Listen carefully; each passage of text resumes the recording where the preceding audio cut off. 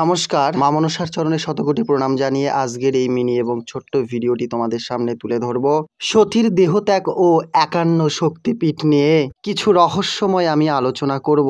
ব্রহ্মার পুত্র দক্ষ প্রজাপতি আদ্যাশক্তি মহামায়াকে কন্যা রূপে পাওয়ার জন্য শুরু করেছিলেন কঠোর তপস্যা। দক্ষ প্রজাপতি তপস্যায় তুষ্ট হয়ে মহামায়া দক্ষ প্রজাপতির ঘরে কন্যা রূপে আসবেন প্রতিশ্রুতি দিয়েছিলেন, কিন্তু যদি কোনোদিন কোনো প্রকারভাবে তার অনাদর হয় তিনি দেহ ত্যাগ করবেন। কার্যত হলোই তাই।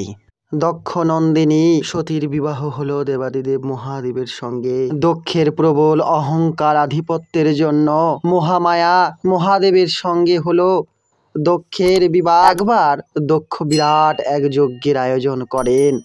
সেই অনুষ্ঠানে নিজ কন্যা ও জামাতাকে তিনি আমন্ত্রণ জানালেন না, কিন্তু সতী পিতৃগৃহে এত বড় যজ্ঞের আয়োজন শুনে যাবার জন্য ব্যস্ত হয়ে উঠলেন। মহাদেব তো অন্তর্যামী, বারণ করার সত্ত্বেও কিন্তু মা চলে যান পিতৃগৃহে। সেখানে অপমানিত হন তিনি। কন্যাকে কোনো প্রকার আদর যত্ন না করে পরন্ত শিব নিন্দায় মুখর হয়ে উঠলেন। পিতার মুখে স্বামীর নিন্দা শুনে নিন্দা সহ করতে না পেরে সতী দেহত্যাগ করলেন।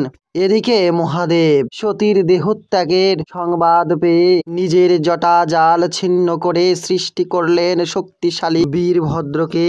বীরভদ্র মহাদেবের নির্দেশে লগ্নভ্রষ্ট করলেন। তৎপরে সতীর নিথর দেহটিকে নিজ স্কন্ধে তুলে নিয়ে বেরোলেন বিশ্ব পরিক্রমায়। মহাদেবের রণংদেহী রূপংদেহী ও তাকে শান্ত করবার উদ্দেশ্যে বিষ্ণু নিজ চক্র দ্বারা সতীর দেহখণ্ড বিখণ্ড করলেন।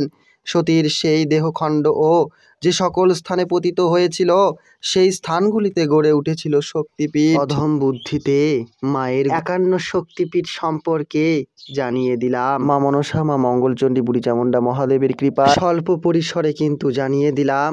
কালো জাদু, বশীকরণ, মারণ ক্রিয়া, বান ইত্যাদি থেকে বাঁচতে হলে অবশ্যই মায়ের ধামে আসো, কিংবা অবশ্যই তোমরা হোয়াটসঅ্যাপের মাধ্যমে দূরের ভক্তরা হয়ে থাকলে যোগাযোগ করো। মা মনসা তোমাদের কৃপা করুক। ধন্যবাদ ভিডিওটি ফুল দেখার জন্য।